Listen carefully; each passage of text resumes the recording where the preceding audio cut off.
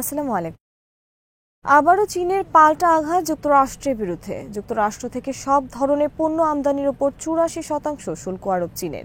বাণিজ্য যুদ্ধে পিছু হটলেন ট্রাম্প, উচ্চ শুল্ক ৯০ দিনের জন্য স্থগিত ঘোষণা। তবে চীনের বিরুদ্ধে শুল্ক বাড়িয়ে করা হলো ১২৫%। গাজায় চলছে ইসরায়েলের গণহত্যা, বুধবার নিহত শতাধিক, ভবনের নিচে চাপা পড়ে আছে আরও শতাধিক। বিডিভিজ ইনফোটেনমেন্টে স্বাগত জানাচ্ছি আমি তানজিলা হক। আজ জানাবো প্রতিরক্ষা সংক্রান্ত গুরুত্বপূর্ণ কিছু খবর। ডোনাল্ড ট্রাম্পের বিরুদ্ধে আবারও পাল্টা আঘাত করল চীন। বুধবার চীনের পাল্টা আঘাতে পিছু হটতে বাধ্য হলেন যুক্তরাষ্ট্রের খামখেয়ালি প্রেসিডেন্ট ডোনাল্ড ট্রাম্প। চীন বুধবার যুক্তরাষ্ট্র থেকে সব ধরনের পণ্য আমদানির উপর অতিরিক্ত ৫০% শুল্ক আরোপের ঘোষণা দেয়, যা বৃহস্পতিবার থেকে কার্যকর হবে। এর ফলে যুক্তরাষ্ট্র থেকে পণ্য আমদানির ক্ষেত্রে চীনের আরোপ করা মোট শুল্কের পরিমাণ দাঁড়ালো ৮৪%। অপরদিকে চীনের এই পাল্টা আঘাতের পর বুধবার ডোনাল্ড ট্রাম্প চীনের বিরুদ্ধে আরেক দফা শুল্ক বৃদ্ধি করে ১২৫% উন্নীত করেছেন। একই সাথে বুধবার ডোনাল্ড ট্রাম্প নতুন এক ঘোষণায় বলেছেন, যেসব দেশ যুক্তরাষ্ট্রের বিরুদ্ধে পাল্টা শুল্ক আরোপ করেনি সেসব দেশের বিরুদ্ধে আরোপিত উচ্চ শুল্ক হার ৯০ দিনের জন্য স্থগিত করা হলো। তবে মূল ১০% শুল্ক বজায় থাকবে সারা বিশ্বের সব দেশ থেকে পণ্য আমদানির ক্ষেত্রে। ট্রাম্পের ঘোষণা অনুযায়ী ইউরোপিয়ান ইউনিয়ন, ভিয়েতনাম, দক্ষিণ কোরিয়া সহ বিভিন্ন দেশের বিরুদ্ধে উচ্চ শুল্ক স্থগিত থাকবে। এসব দেশের কারো কারো বিরুদ্ধে ১১% থেকে ১১০% পর্যন্ত অতিরিক্ত শুল্ক আরোপ করা হয়েছিল।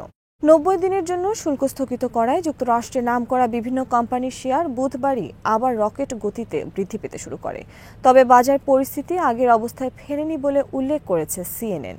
মঙ্গলবার ডোনাল্ড ট্রাম্প চীনের বিরুদ্ধে অতিরিক্ত ৫০% শুল্ক আরোপের ঘোষণা দেন। এর ফলে চীনের বিরুদ্ধে যুক্তরাষ্ট্রের মোট শুল্কের পরিমাণ দাঁড়ায় ১০৪%। ডোনাল্ড ট্রাম্পের এই ধরনের সিদ্ধান্তের বিরুদ্ধে মাথা নত না করে চীনের পক্ষ থেকে বুধবার পাল্টা যুক্তরাষ্ট্র থেকে সব ধরনের পণ্য আমদানির ক্ষেত্রে অতিরিক্ত ৫০% শুল্ক বৃদ্ধির ঘোষণা দেওয়া হয়।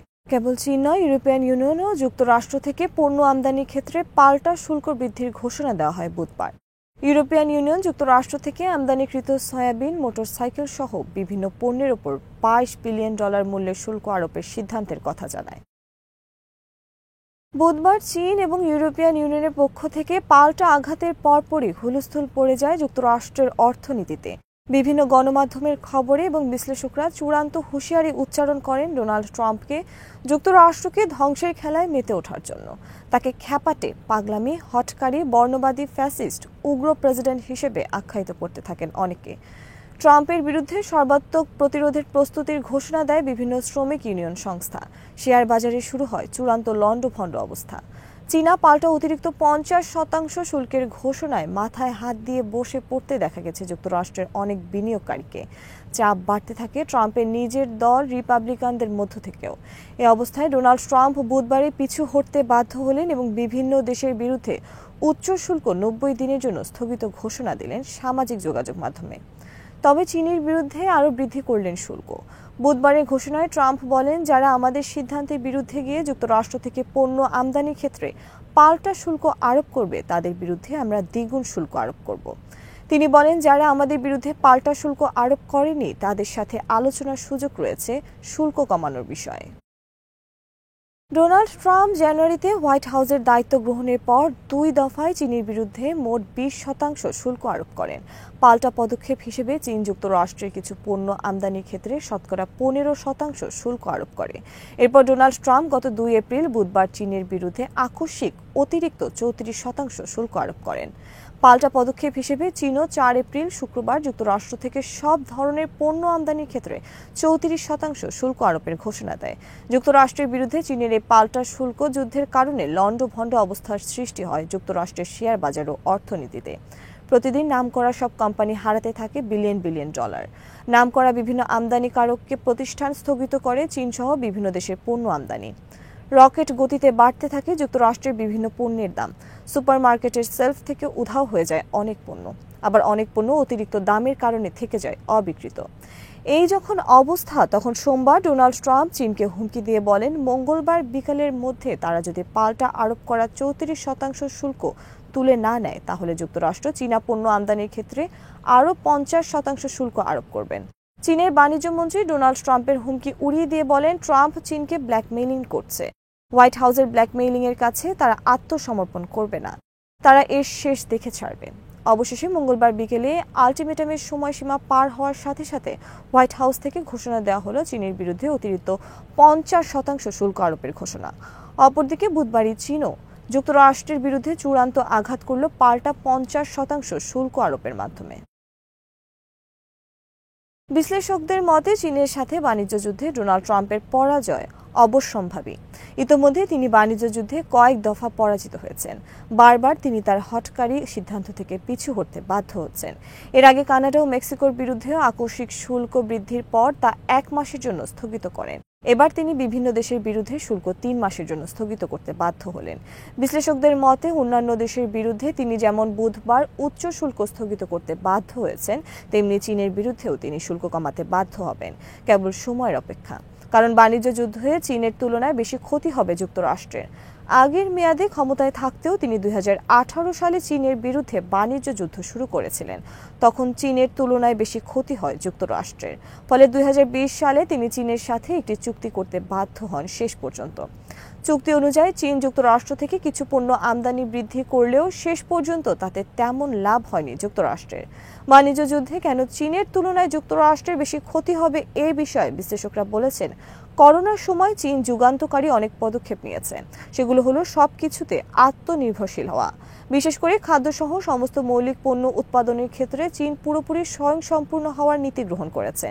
যুক্তরাষ্ট্রের সাথে সম্ভাব্য যুদ্ধকে সামনে রেখে চীন অনেক আগে থেকে নানা ধরনের প্রস্তুতি গ্রহণ করে চলেছে। যুদ্ধের সময় সারা বিশ্ব থেকে চীন বিচ্ছিন্ন হয়ে গেলে চীনের রপ্তানি আয়ে ধস নামবে এবং এতে অনেককে পথে বসবে সত্য, কিন্তু খাদ্যসহ নিজেরা অনেকদিন টিকে থাকার মতো সামর্থ্য অর্জন করেছে চীন। তাদের রয়েছে কৃষিসহ বিভিন্ন ক্ষেত্রে বিশাল উৎপাদন ব্যবস্থা, যা নেই যুক্তরাষ্ট্রের। করোনার সময় প্রমাণিত হয়েছে মাস্ক সহ, গ্লাভস, সিরিঞ্জ সহ অনেক সাধারণ জিনিসপত্রের জন্য যুক্তরাষ্ট্র চীন সহ অন্য অনেক দেশের উপর ব্যাপকভাবে নির্ভরশীল। ডোনাল্ড ট্রাম্পের বাণিজ্য যুদ্ধেরও মূল লক্ষ্য যুক্তরাষ্ট্রের আমদানি কমিয়ে নির্ভরশীল হওয়ায়, কিন্তু তিনি এক্ষেত্রে শতভাগ পর্যন্ত উচ্চ শুল্ক আরোপের যে পদক্ষেপ নিয়েছেন তা চূড়ান্ত হঠকারী এবং যুক্তরাষ্ট্রের জন্য ভয়াবহ ক্ষতির হিসেবে প্রমাণিত হয়েছে। বিশ্লেষকদের মতে খুবই ধীরে ধীরে ধাপে ধাপে অগ্রসর হওয়া উচিত ছিল এক্ষেত্রে। গাজায় অব্যাহত রয়েছে ইসরায়েলের পৈশাচিক গণহত্যা। বুধবার ইসরায়েলের বোমা হামলায় গাজার বিভিন্ন এলাকায় নিহত হয়েছে শতাধিক ফিলিস্তিনি। কেবলমাত্র সুজাইয়া এলাকায় বিমান হামলায় ভবন ধসে নিহত হয়েছে কমপক্ষে 35 জন। বিমান হামলার ফলে সুজাইয়া সহ আরও বিভিন্ন এলাকায় নিখোঁজ রয়েছে শতাধিক। তারা মূলত বিভিন্ন ভবনের নিচে চাপা পড়ে রয়েছে। তাদের উদ্ধারে নেই কোনো সরঞ্জাম, অসহায় ফিলিস্তিনিদের। বুধবারের হামলার ফলে ভবনের নিচে চাপা পড়া জীবিত কয়েকজনের ছবি প্রকাশিত হয়েছে বিভিন্ন গণমাধ্যমে। অপরদিকে বুধবার পশ্চিম তীরে নাবলুস সহ বিভিন্ন এলাকায় ধ্বংসাত্মক অপারেশন চালিয়েছে ইসরায়েল। রমজানের শুরু থেকে চলা গাজায় ইসরায়েলের গণহত্যা, এটি এখন পরিষ্কার যে তাদের লক্ষ্য সেখানকার সব ফিলিস্তিনিদের হত্যা করা। ইসরায়েল চাচ্ছে সেখানে এমন পরিস্থিতি সৃষ্টি করা যেন ফিলিস্তিনিরা স্বেচ্ছায় গাজা ছেড়ে চলে যেতে বাধ্য হয়, অন্যথায় তাদেরকে সেখান থেকে হয় বোমা হামলায় অথবা অনাহার সহ বিভিন্ন রোগের শোকে ধুকে ধুকে মরতে হবে। সেখানে বসবাসের কোনো ধরনের পরিবেশ রাখবে না ইসরায়েল। গাজায় যাতে আর কখনো হামাস মাথা তুলে দাঁড়াতে না পারে, সেজন্য সেটিকে সম্পূর্ণরূপে বসবাসের অযোগ্য একটি এলাকায় পরিণত করার লক্ষ্য নিয়ে অগ্রসর হচ্ছে ইসরায়েল। গাজা থেকে ফিলিস্তিনিদের সম্পূর্ণরূপে নির্মূলের পর তাদের পরিকল্পনা সেখানে ইহুদিদের জন্য বসতি স্থাপন করা। 19 জানুয়ারি থেকে গাজায় কার্যকর হয়েছিল 2 মাসের যুদ্ধবিরতি। 17 মার্চ ইসরায়েল সে যুদ্ধবিরতি বাতিল ঘোষণা করে গাজায় গণহত্যায় মেতে ওঠে। 2 মাস যুদ্ধবিরতি চলাকালে লাখ লাখ ফিলিস্তিনি বিভিন্ন উদ্বাস্তু শিবির থেকে ফিরে এসে নিজেদের ধ্বংসপ্রাপ্ত বসত ভিটা এলাকায় বসবাস শুরু করেন উন্মুক্ত অবস্থায়। সেখানে ছিল না বসবাসের কোনো পরিবেশ ও ব্যবস্থা। তাদের তখন দরকার ছিল খাদ্য, পানীয়, তাঁবু সহ মৌলিক কিছু সাহায্যের। জাতিসংঘ সহ আন্তর্জাতিক বিভিন্ন সংস্থা এগিয়ে আসে ট্রাকের পর ট্রাক সাহায্য নিয়ে, কিন্তু এই অবস্থায় ইসরায়েল গাজায় আরোপ করে সর্বাত্মক অবরোধ। জাতিসংঘ সহ সমস্ত দেশ ও সংস্থার সব ধরনের ত্রাণ কার্যক্রম বন্ধ করে দেয় গাজায়।